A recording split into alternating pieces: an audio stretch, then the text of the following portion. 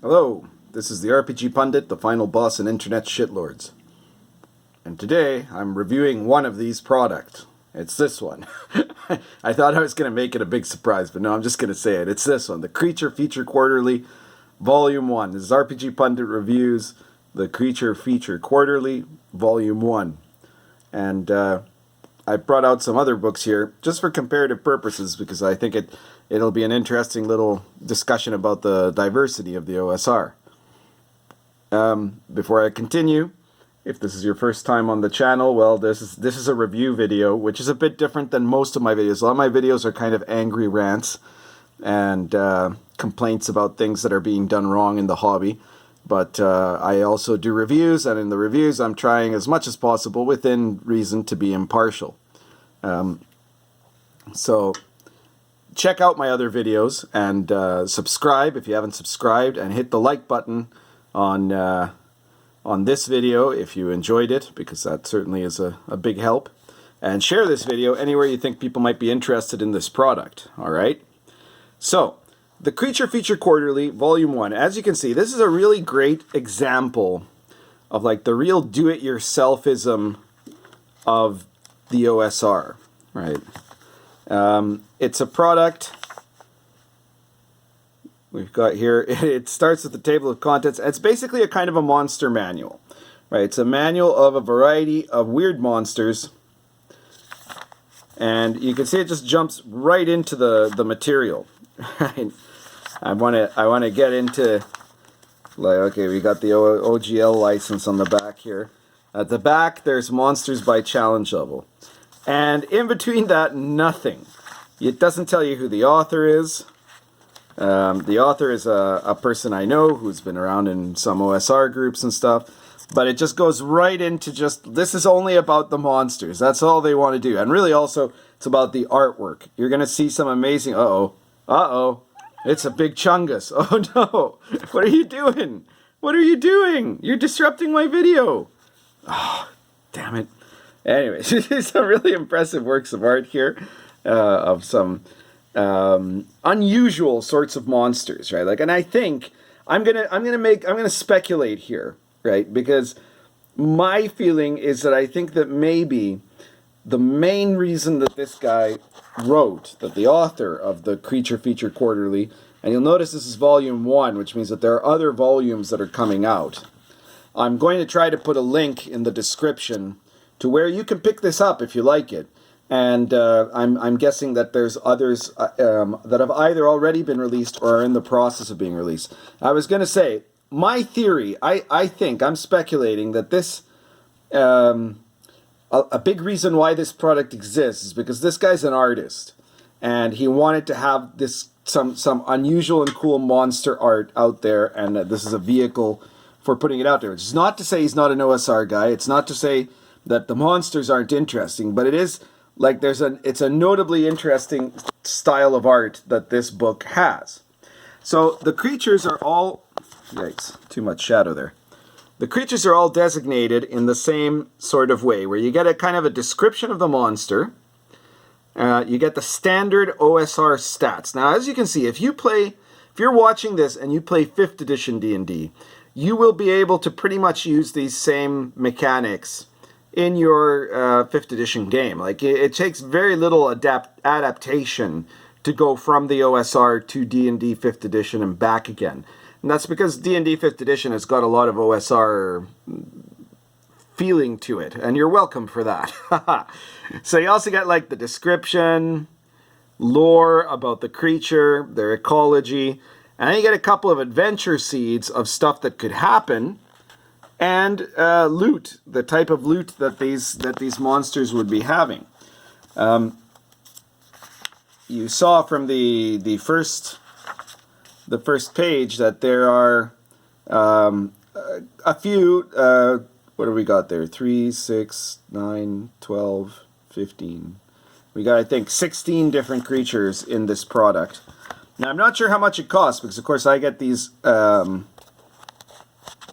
sorts of review copies for free. And if you have an OSR or an RPG product, any kind of RPG product, that you would be interested in me doing a review of, get in touch with me.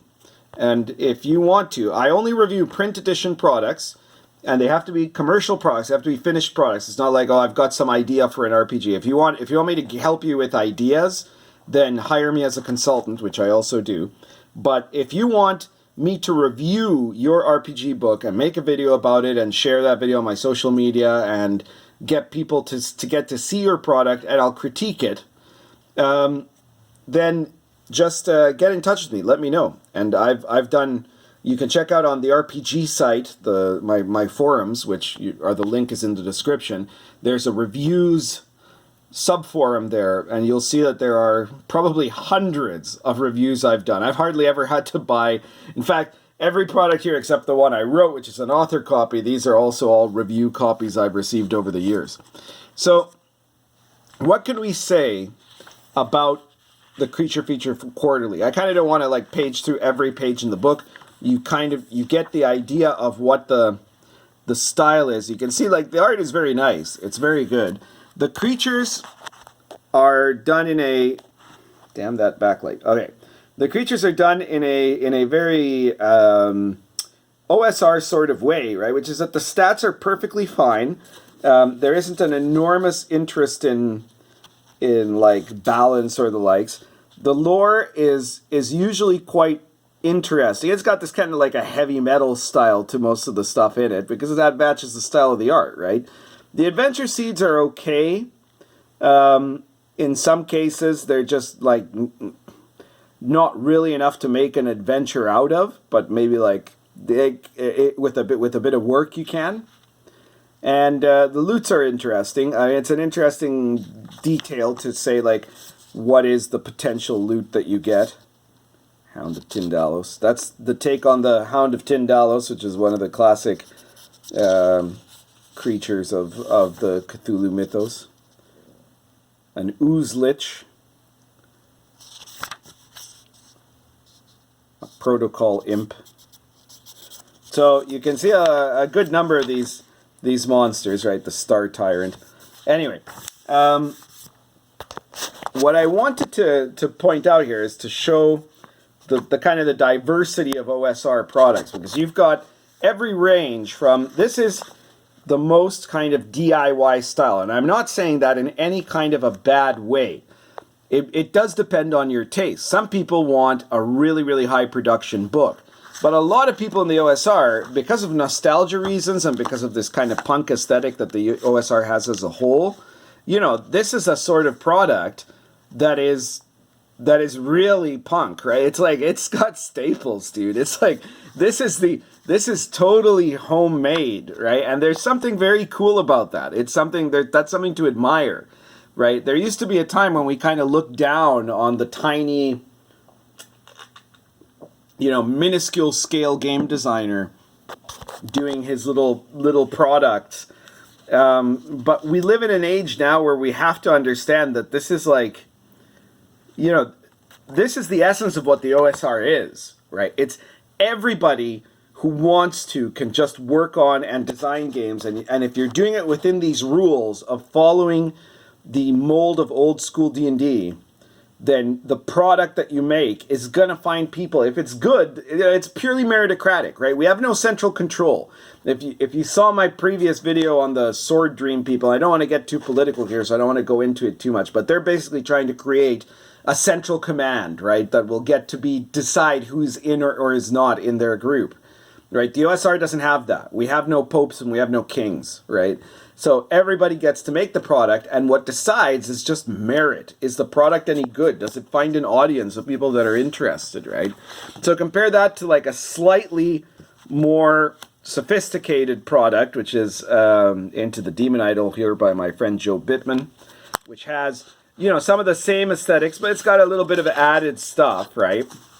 Or compare it, then you have to like Machinations of the Space Princess, rather, by my co-host on Inappropriate Characters, Grim Jim DeBurrow, and also completely illustrated by Satine Phoenix, who was recently bullied into disavowing Grim Jim. But you can see how close the two of them are, that she wrote, you know, she did all the art of an entire book for him, right? So that's that's a higher production value. And then you have something like Lion and Dragon, which is, a hardcover. I mean, there's also a softcover version, right? But you got the hardcover, and you've got, just spectacular production values in terms of the art and whatnot, right? But all of these are OSR, right? And they're all, in one sense, from my point of view, what matters to me the most, and I'm going to say this like, in a way I'm damning my own product because I present it as like the best production value of the four. But really, to me, what's always mattered the most is the content, right? Like, is the game any good? And what's one of the things about OSR's DIY aesthetic, about its punk aesthetic, about its old school aesthetic, is that you don't have to be able to make, I mean, I didn't make this, right? My publisher made it, right? And they made it spectacularly beautiful, but you don't have to do that to release an OSR product. You can do this. You can release an OSR product, and if it's cool and it's got cool stuff, and this is a cool list of monsters. It's not going to be a world-changing product. This product doesn't really bring anything new into the table, but what it does is it provides, some very interesting monsters that have a common sort of style, a common aesthetic, which is very important, because if there's just been a hodgepodge of monsters, it would be a different story. It highlights the guy's artistic abilities, right? And I think it's a product that you could certainly use if you're into this type of creature. Then you've seen, I think I've shown enough of it that you can see the examples of what type of creature it is, what type of creatures rather they are. If you've got an interest in bringing those sorts of monsters into your OSR game for like this kind of, heavy metal fantasy or dark fantasy or dark high fantasy or whatever you want to call it. I think that's kind of the style of the creature feature. Then you should probably check out this product. If you're a guy that really doesn't like the kind of very homemade aesthetic and you need your books because you're one of these book maniacs to have like hardcover and nice production values or spectacular art and good binding and all that sort of stuff, well then maybe this product isn't going to satisfy you, right? But I'm sure that there's a lot of people that'll think, oh yeah, these monsters seem cool, right? And I'm going to check it out. I don't remember 100%. I think it might be pay as you go. If not, I'm pretty sure it's a cheap product. So check out the link below. The link will show you. It'll take you to where you can get it. And I'm sure that you'll find that it's an adequate pricing if you're interested in this sort of product. It always depends on whether you want it or not, right? So that's basically it for today. I just wanted to fulfill my review. Any book that I get sent to review, I will review. I won't always promise a positive review. And again, I have nothing to do with this product except that I'm reviewing it, right? I have no financial interest in this or anything like that. I don't even remember the name of the company right now that sent me this. So you can see how well prepared I am, but it's also at least a proof that I'm also not, there's no bias in this. I would say, and again, I'm saying it's a product that's a niche product, but if you like these kinds of monsters, then you're going to like the product. And if you like the style of the, DIY aesthetic, you're going to like the packaging that it comes in. And if not, keep checking out the rest of the OSR, because there's a ton of stuff that you can get in the OSR. It's just this amazing and wide variety. The OSR is the most open and most creative design school that gaming has maybe ever seen, right? And anybody who's trying to limit it is just an idiot. I'll let you go on that note. Just remember, subscribe, share the products, share the videos rather. Click the notification bell, like the videos, and if you want to support me, I do have a Patreon page, but I don't really. I'm not a fan of Patreon. Maybe now I've heard about this new. They just announced, Jordan Peterson just announced a new Patreon alternative that's going to be coming out in August. Maybe then I'll push that. But for the moment, if you want to support me, one of the best ways to do it is, of course, you can buy my books. If you don't think you have the money to buy my books, I think that right now the hardcover of Lion and Dragon is like $25, $26, something like that. The soft cover is even cheaper, so it's not an expensive book. But if you can't afford that, check out my RPG Pundit Presents PDF series. It's a new product every week, and as of this filming right now, the product is the same one as last week because the publisher was working on finishing another one of their books. So it's 100 really minor magical items. But we're about to come out with the next issue of RPG Pundit Presents, which is going to be called Ancient Complexes of the Ancients. And it's going to be a set of mechanics for you to generate these random ancient complexes that belong to, like, the ancient super high-tech civilizations that have fallen into ruin. So if you like those kinds of random generators, you'll probably really like that product. The current one, number 80, is 100 really minor magical items, where you get a list of 100 magic items that do very small little magical effects, and they're good for very smaller type rewards for your players, low level play or stuff like that, or low magic worlds.